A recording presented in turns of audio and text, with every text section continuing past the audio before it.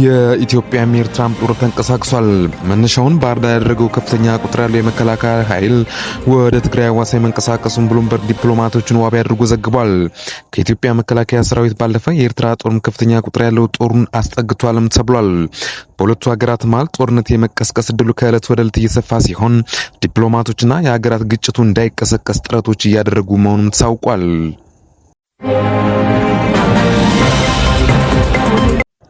ሰላም ጤና ይስጥል የተከበራችሁ አድማጮቻችን፣ ዛሬ በሀገራችን ኢትዮጵያና በጎረቤት ሀገር ኤርትራ እንዲሁም በትግራይ ቀጠና ስላለው እጅግ አሳሳቢና ልብ አንጠልጣይ ሁኔታ በዓለም አቀፍ ክራይሲስ ግሩፕ ወይም ኢንተርናሽናል ክራይሲስ ግሩፕ ያወጣውን ሰበር ሪፖርት ይዘንላችሁ ቀርበናል።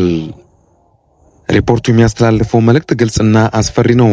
ጦርነቱ በማንኛውም ሰዓት ምናልባትም በሰዓታት ውስጥ ሊፈነዳ ይችላልም የሚል ነበር። ይህ ማለት በአሁኑ ወቅት በአፍሪካ ቀንድ የምንገኝ ሁላችንም የባሩድ በርሜል ላይ ተቀምጠናል ማለት ነው። የሰላም ተስፋው ተሟጦ የጦርነት ነጋሪት በከፍተኛ ድምጽ እየተጎሰመ ነው። እንዴት ወደዚህ አደገኛ ምዕራፍ ተሸጋገርነን? ነገ ምን ሊፈጠር ይችላል? የዛሬውን ዝርዝር ትንታኔያችን የእነዚህን ጥያቄዎች መልስን ይፈትሻል።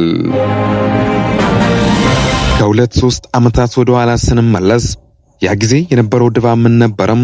በአዲስ አበባ በአስመራና በመቀሌ የነበረው ተስፋ ከፍተኛ ነበረም።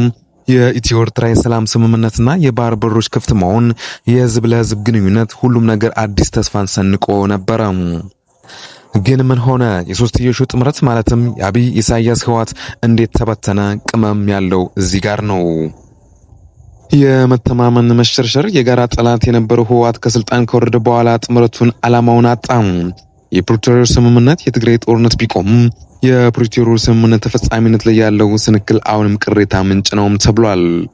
በሌላ በኩል የድንበር ጉዳይ፣ የሰላም ስምምነቱ ትልቅ ተስፋ የነበረው ድንበሮች ክፍት መሆን ዛሬ ላይ ሙሉ በሙሉ ተዘግቷል። አሁን ሁለቱ ሀገራት እርስ በርስ ወደ መያያዝ ሳይሆን ወደ መነካከስ እየተንደረደሩም ይገኛሉ። የክራይሲስ ግሩፕ ሪፖርት ውጥረቱን ያባባሱት ዋና ዋና ነጥቦችን በዝርዝር አስቀምጧል። የባህር በር ፍላጎት ወይም ዘርሲ ኢሹ፣ ጠቅላይ ሚኒስትር አብይ አህመድ በተደጋጋሚ የሚያነሱት የባህር በር ጥያቄ በአስመራ በኩል እንደ ትልቅ ስጋትም ታይቷል። ኤርትራ ይህን እንደ ሉዓላዊነት የተሰነዘረ ጥቃት ሙከራ ነው የምትመለከተው። የኤርትራ ሰራዊት መኖር በሰሜን ኢትዮጵያ አሁንም የኤርትራ ሰራዊት መኖር የህወሓትና የትግራይን ህዝብ ስጋት ከፍተኛ ደረጃ ላይ አድርሶታል። ይህ በራሱ ሌላ ጦርነት ሊያስቀጥል የሚችል ሰዓትም ቦምብ ነው።